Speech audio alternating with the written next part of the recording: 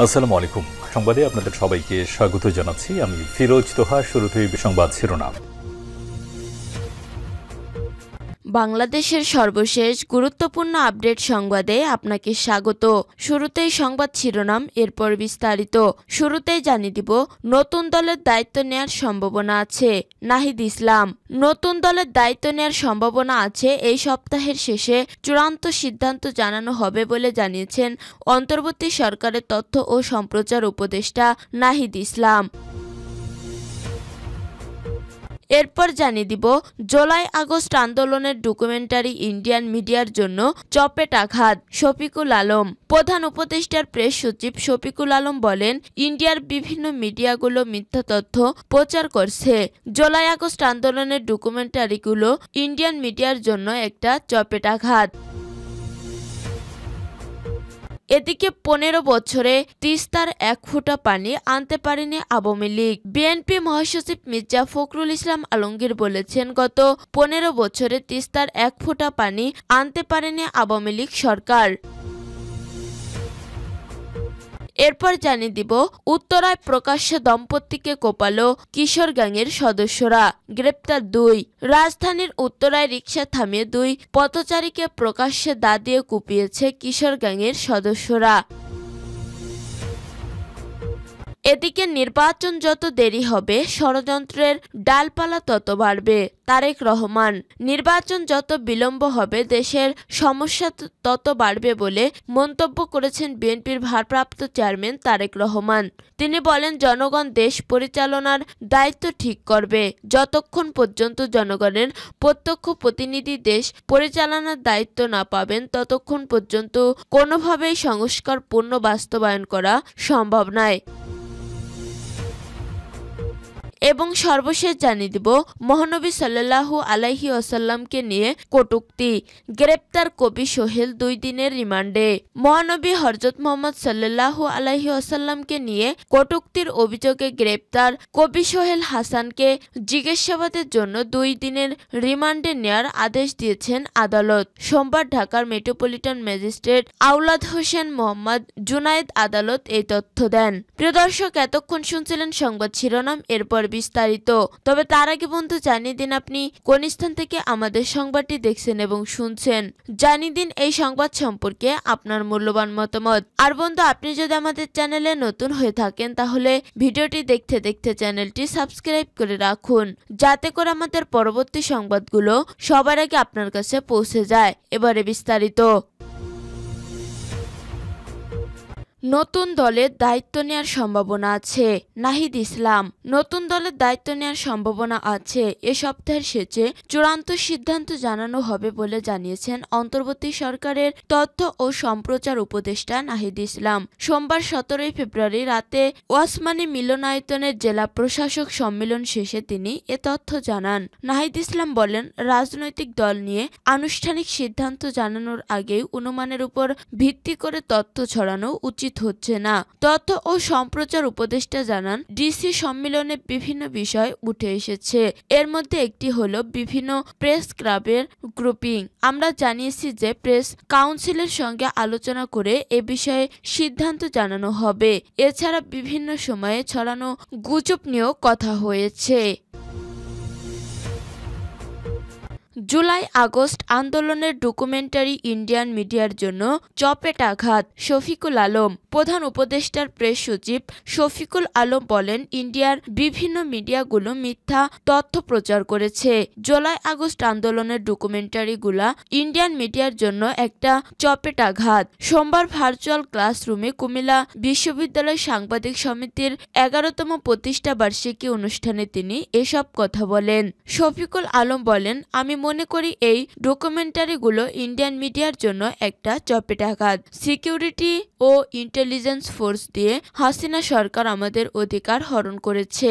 এই আন্দোলনে আমাদের সকলের ভূমিকা আছে। হিউম্যান রাইটসের একজন বলেছেন, ঢাকার বাইরে কিসের আন্দোলন হয়েছে, এই ডকুমেন্টারিগুলো তার প্রমাণ। কুমিল্লা বিশ্ববিদ্যালয়ের ডকুমেন্টারিগুলোতে দেখতে পাচ্ছেন প্রচুর মেয়ে আছে। আমি ইসলামিক ইউনিভার্সিটির ডকুমেন্টারিগুলোতে দেখলাম প্রচুর মেয়ে মাধ্যমে আন্দোলনে অংশগ্রহণ করেছে উল্লেখ করে তিনি বলেন, আন্দোলনের খুব বড় একটা জিনিস ছিল যে মেয়েরা সব জায়গার সামনে এগিয়ে আসছে, তারা কিন্তু বুলেটকে সামনে থেকে নিয়ে নিচ্ছে। ঢাকা ইউনিভার্সিটি, জাহাঙ্গীরনগর ইউনিভার্সিটি, সব জায়গায় তারা আন্দোলনের অগ্রভাগে ছিল। এক অভূতপূর্ব আন্দোলন। আপনারা যদি 90 দশকের আন্দোলনের দিকে তাকান, দেখবেন সেখানে মেয়েরা খুবই কম, হাতে গোনা 10 থেকে 15 কিংবা সর্বোচ্চ 100 জন। আমরা এখন অনেক চ্যালেঞ্জ মোকাবেলা করছি। অনেক মতের লোক এসে তাদের মত চাপিয়ে দিতে চাচ্ছেন, অনেক মাইনরিটি সিকিউরিটির ফিল করছেন।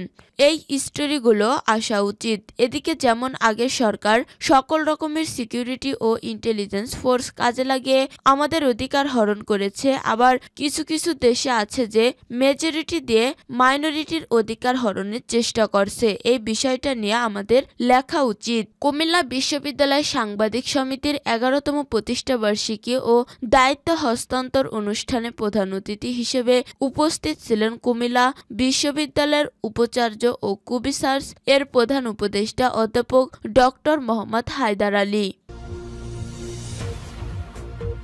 15 বছরে তিস্তার 1 ফোঁটা পানি আনতে পারেনি আওয়ামী লীগ। বিএনপি মহাসচিব মির্জা ফখরুল ইসলাম আলমগীর বলেছেন, গত 15 বছরে তিস্তার 1 ফোঁটা পানি আনতে পারেনি আওয়ামী লীগ সরকার।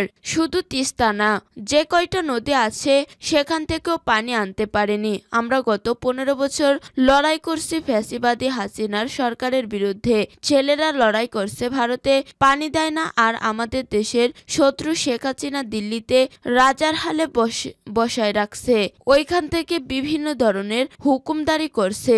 সোমবার দুপুরে তিস্তা পানি ন্যায্য হিস্সা আদায় ও তিস্তা মহাপরিকল্পনা বাস্তবায়নের দাবিতে লালমনিরহাটের কালীগঞ্জ ও রংপুরের গঙ্গাচড়া সড়ক সেতুর পয়েন্টে জনতার সমাবেশে এসব কথা বলেন।